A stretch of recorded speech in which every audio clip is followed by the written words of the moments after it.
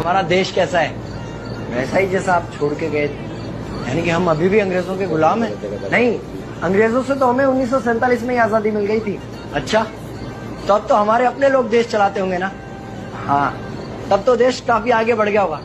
जब हमारे अपने लोग देश चला रहे हैं तो गरीबी और भ्रष्टाचार का तो नाम ही नहीं होगा। सबको बराबर हक दिया जाता होगा, किसानों और मजदूरों का अच्छा ध्यान रखा जाता होगा ना? नहीं, ऐसा तो कुछ नहीं है। तो कैसा है बताना मुझे। कैसे हमारे अपने नेता, हमारे आजाद भारत के नेता, 100 साल हो गए मुझे गए हुए, बताना।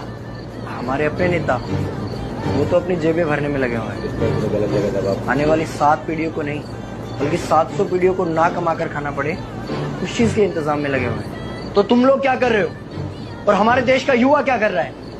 हम लोग तो इंस्टाग्राम पर रील्स देखने में बिजी हैं।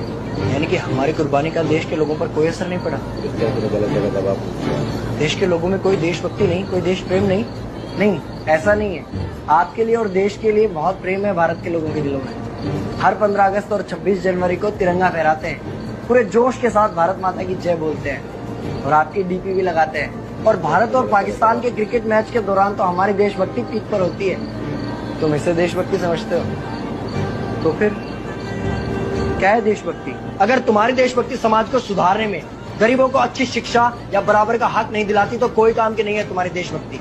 भ्रष्ट नेताओं और सरकार के खिलाफ आवाज उठाओ, लोगों को एकजुट करो।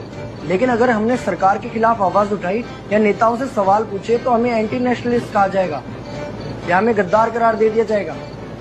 तो डरता है। 23 साल का था मैं जब अंग्रेजों ने मुझे फांसी पर चढ़ा दिया। मुझे तो आतंकवादी कहा गया था। अगर अब नहीं जागे तो ये देश सोता रहेगा। ये सरकारें, ये नेता देश को बेच खाएंगे। इस भ्रष्ट सरकारी तंत्र से लड़ो। देश को क्रांति की जरूरत है। क्रांति यानी कि हमें हथियार उठाने होंगे, बंदूकें उठानी होंगी, जैसे आपने उठाई। नहीं, हमारी क्रांति विचारों की थी। जब अंग्रेजी हुकूमत ने हमारी आवाज नहीं सुनी तो हमने और जोर से आवाज लगाई और अपने विचार रखे। और क्रांति केवल सत्ता को बदलने तक सीमित नहीं है, बल्कि इस भ्रष्ट अन्यायी तंत्र को जड़ से उखाड़ कर फेंकना है। पर ये होगा कैसे? अपने आसपास से शुरुआत करो। जो भी तुम्हें भ्रष्ट नजर आए उसके खिलाफ आवाज उठाओ, एक्शन लो।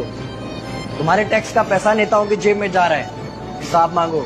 अपने वोट का सही इस्तेमाल करो, लोगों को जागरूक करो, इस देश को आजाद करवाओ। इंकलाब जिंदाबाद, इंकलाब जिंदाबाद।